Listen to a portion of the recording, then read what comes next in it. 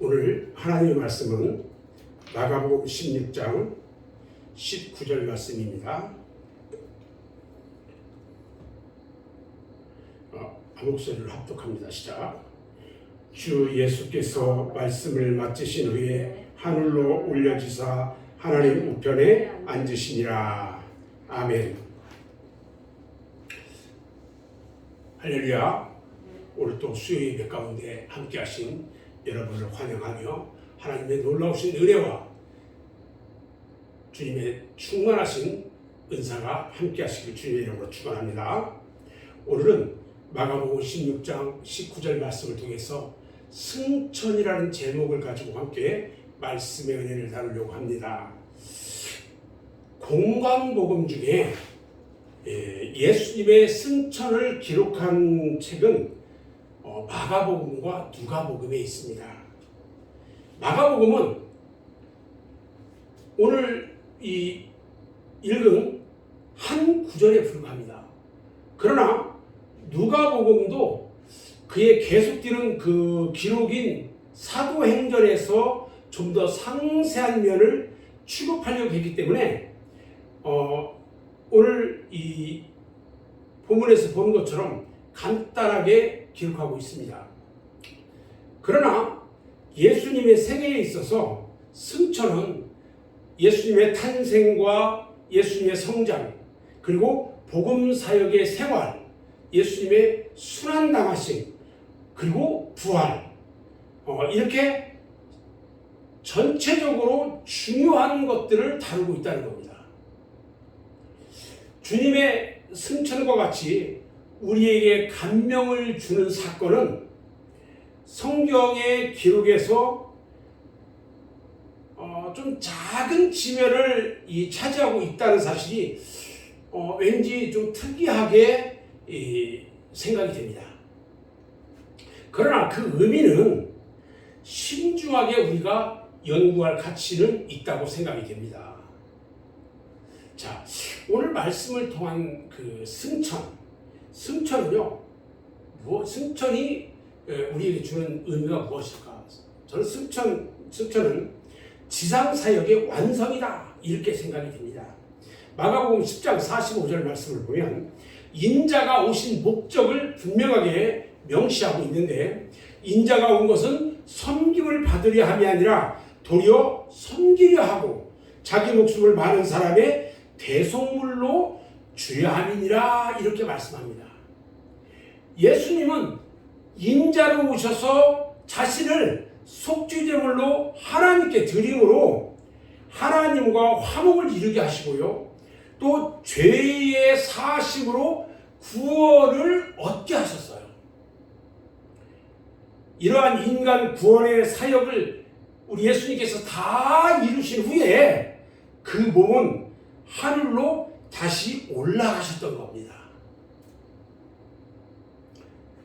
그러므로 예수님의 승천을 그의 지상사역의 완성이고 이는 공개적인 사실이라는 것을 우리는 알아야 합니다. 다시 말하면 예수님의 승천할 때의 상황은 마치 하나의 그림을 보는 것과 같았습니다. 누가복음 24장 50절 51절 말씀을 보면 예수께서 저희를 데리고 베다니 앞까지 나가사 손을 들어 저희에게 축복하시더니 축복하실 때에 저희를 떠나 하늘로 올리우시니, 이렇게 말씀합니다. 어떤 이 이야기가 장황하면서도 한눈에 딱 보이는 것처럼 그래요. 사도행전을 기록한 저자가요, 사도행전 1장 9절로 11절에 승천 사건이 이 구체적인 내용으로 기록되어 있어요. 우리는 이것을 보면서 정말 하나의 그림을 보는 것과 같다. 예수님이 승천하시는 그 모습 상상만 해도요, 막 가슴이 벅차요. 자, 두 번째 승천이란 어떤 의미가 있을까? 승천은요, 성령 시대의 개막을 선언하고 있다는 겁니다. 사도행전 1장 4절로 8절에 보니까요, 예수께서 제자들에게 최후의 분부를 하신 내용이 나옵니다. 너희가 예루살렘을 떠나지 말고 성령의 세례를 받으라는 것과 온 천하에 다니며 내 증인이 되라고 말씀하신 사건입니다. 그때 예수님의 승천을 함께 지켜보았던 500여 문도들 가운데에 120여 명이 감람산에서 예루살렘 마가의 다락방, 자신들이 유하던 다락방에 모였습니다. 그리고 그들은요, 예수님께서 약속하신 성령을 기다립니다. 그리고 오직 기도에 힘썼다고 그랬어요. 그러던 중에 오순절날을 맞이하면서 성령이 강림합니다. 그리고 120명이 기도하는 그들에게 한결같이 성령이 임했는데요, 120 문도들이 성령의 충만함을 받았습니다. 특히 주목할 것은요, 오순절날이 이미 이름에 이렇게 말하면서 시작돼요. 그리고 그 앞에는 그리고 이렇게 말하는 것을 볼 수 있어요. 오순절은요, 단독 사건도 아니거지만 이미 계획되어 있고 그 일들이 진행되는 가운데에 그때에 와서 성취된 것을 의미하는 겁니다. 사전에 계획되어 있던 사건이었어요. 그러므로 때가 되니까 예수님께서 십자가에 달려 돌아가시고 부활하시고 승천하시고 하나님이 정하신 오순절 때에 성령이 강림하셨던 겁니다. 이것은요, 성령의 새 시대가 도래되었다는 것을 뜻합니다. 성령은요, 삼위일체로서 예수님 대신에 오신 하나님이시며 모든 믿는 사람들과 항상 함께 하실 것이라고 했습니다. 이처럼 성령은요, 우리 곁에 보혜사로 오셔서 우리에게 기쁨과 새 힘과 승리의 생활을 할 수 있도록 인도하시는 것입니다. 성령 시대의 개막은요, 교회 탄생의 기초가 되고 복음 전파 사역을 감당하게 하시고요, 그로 말미암아 누구든지 전도를 받아서 믿기만 하면 구원을 얻게 되는 은혜의 시대가 되었던 것입니다. 우리는요, 고린도후서 6장 1절로 2절에서 전도자 사도 바울의 증언을 들어볼 필요가 있습니다. 우리가 하나님과 함께 일하는 자로서 너희를 권하노니 보라, 지금은 은혜 받을 만한 때요, 보라, 지금은 구원의 날이로다라고 증언하고 있는 것입니다. 세 번째, 승천의 의미는요, 재림의 주님을 약속하고 있다는 것입니다. 예수님께서는요, 자신의 승천을 바라보고 있는 500여 문도들에게 갈릴리 사람들아, 어찌하여 서서 하늘을 쳐다보느냐?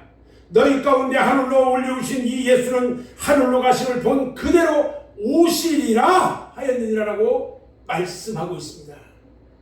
이런 놀라운 역사적 사실은 모두가 보는 중에 공개적으로 이루어진 것입니다.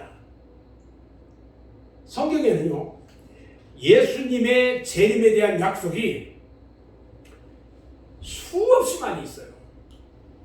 그리고 예수님에 대한 성경의 예언들이 다 이루어졌는데 그 재림의 약속도 성취될 것은 너무나도 확실하다는 것입니다.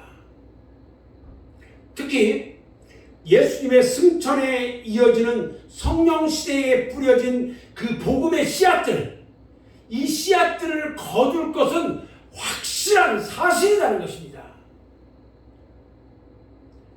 그러나 그때는요, 아무도 몰라요. 그렇지만 우리 주님은 한 가지는 말씀하셨어요. 말세 때에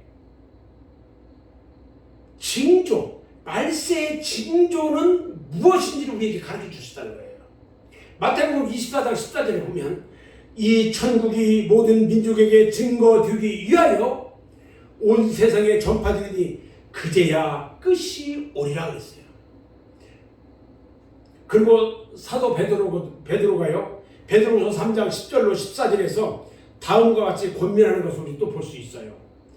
그러나 주의 날이 도적같이 오리니 그날에는 하늘이 큰 소리로 떠나가고 우리는 그의 약속대로 의에 거하는 바 새 하늘과 새 땅을 바라보도다. 그러므로 사랑하는 자들아, 너희가 이것을 바라보라니 주 앞에서 점도 없고 흠도 없이 평강 가운데서 나타나기를 힘쓰라. 이렇게 말씀하고 있는 것입니다.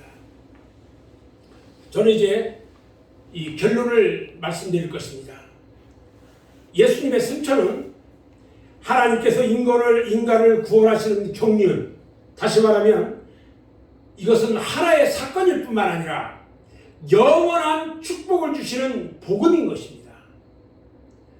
우리들은 주의 구속의 은혜를 입은 하나님의 백성으로서 성령의 충만한 능력의 역사를 따라 살아가면서 그리스도의 복음 선교에 더욱 힘써야 할 것입니다. 그래서 주의 재림의 날에 재림 예수를 반갑게 영접할 뿐만 아니라 큰 상급을 받는 여러분 모두가 되시기를 주님의 이름으로 축원합니다. 기도하겠습니다.